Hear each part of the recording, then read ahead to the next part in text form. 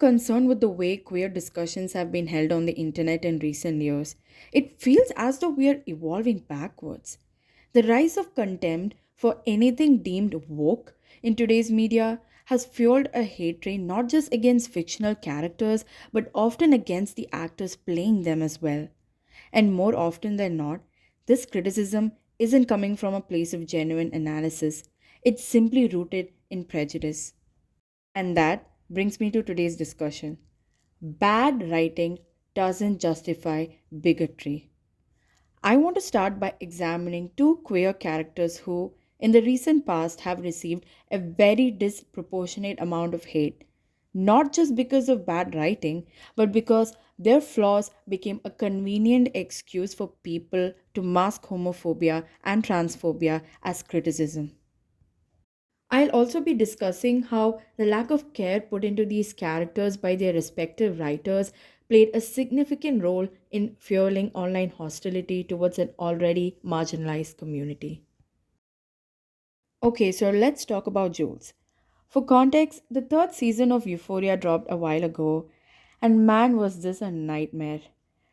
There was nothing about the season that motivated me to watch it in the first place, but now that it's over, I'm finally at peace. And the funny thing is, the actors themselves seem desperate to leave the show, and that says a lot, by the way.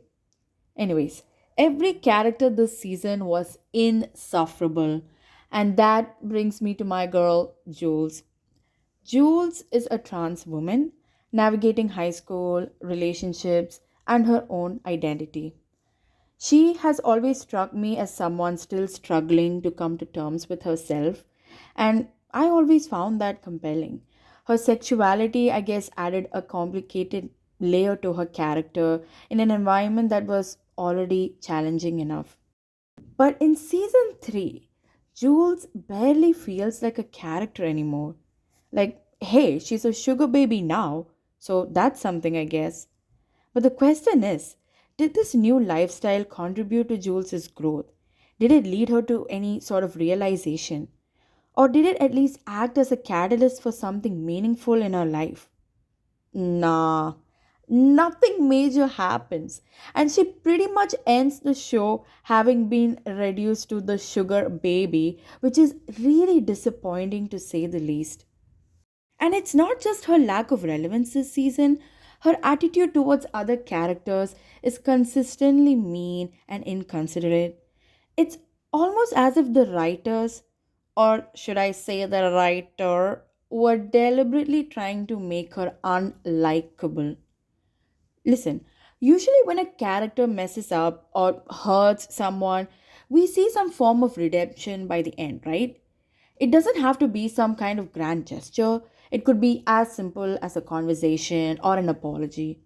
Other characters have done messed up things too, but by the end, we see them actually talk to one another, and there was this sense of honesty and sincerity between them for the first time.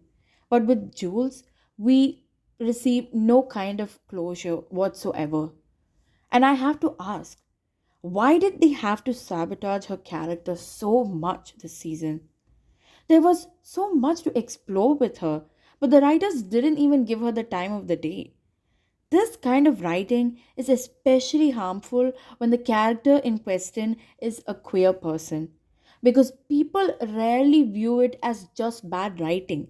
Instead, it becomes ammunition for homophobes and transphobes to freely express their prejudice because now they have a valid reason to hate the character. I am baffled by how comfortable people have become saying things like this. I mean, just look at all these comments. That was a manly slap.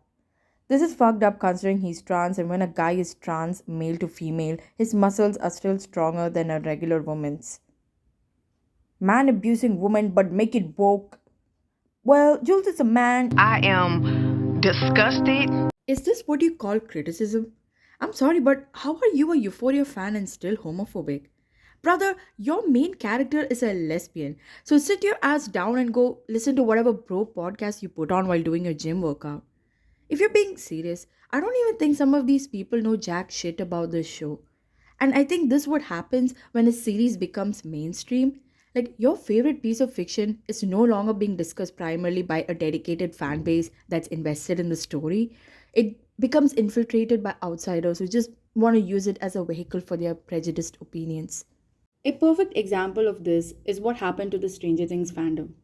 Even though it was already hugely popular, it still had a relatively niche fandom at its core. I think it was after season 4 that discussions about the show started expanding across other internet spaces that are, let's just say, considerably more conservative.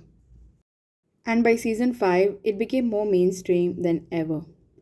In this show, we had a character who was gay and often felt like an outcast among other outcasts. Yeah, I'm talking about Will Byers. Will has always been a complicated character in terms of audience perception. Even among longtime fans, discussions surrounding his sexuality often carried this very weird sense of hostility. By season 4, it was confirmed that Will was gay and in love with another character. And this was met with a lot of positive reactions from fans and shippers, but not all reactions were positive. It's ironic that a show whose core themes revolve around marginalized people seems to have attracted fans whose views directly contradict those themes. Talking about Stranger Things and Will Byers just breaks my heart because, as a longtime fan, I expected better resolutions for everyone's arcs, especially Will's because he's like my favorite character in the show. Listen, I'm not going to sit here and tell you that the coming out scene was good because it wasn't. It was objectively poor writing, and Will deserved a much better scene, one that didn't need to be turned into this sort of spectacle. However, this isn't how some people reacted. There is a difference between critically analyzing bad writing and engaging in blatant homophobia. No matter how poorly written that scene was, you cannot convince me that a huge portion of the backlash wasn't fueled by prejudice. This was the only episode in the entire show that got review bombed to death. We had MAGA streamers and content creators talking about this scene, calling it woke, and claiming that the show was ruined because it became woke, while conveniently ignoring the countless plot holes and weak character arcs that were the actual reasons why season 5 flopped. Do you see what I'm talking about? They aren't criticizing the bad writing here. They're criticizing the show for even allowing a gay character to come out. Will was queer coded from the very beginning of this show. His sexuality wasn't some random reveal that came out of nowhere. Remember that scene where Joyce implies that Will's disappearance may have something to do with him being gay? Yeah, that was in the first damn episode of the first damn season. But no, we've got people like Elon dipshit Musk over here crying because a gay character came out. And I'm left wondering whether this man watched this show with his ass because how did you not know Will was gay by now? I mean, it is a known fact and it was confirmed by the actor himself after season 4 was aired.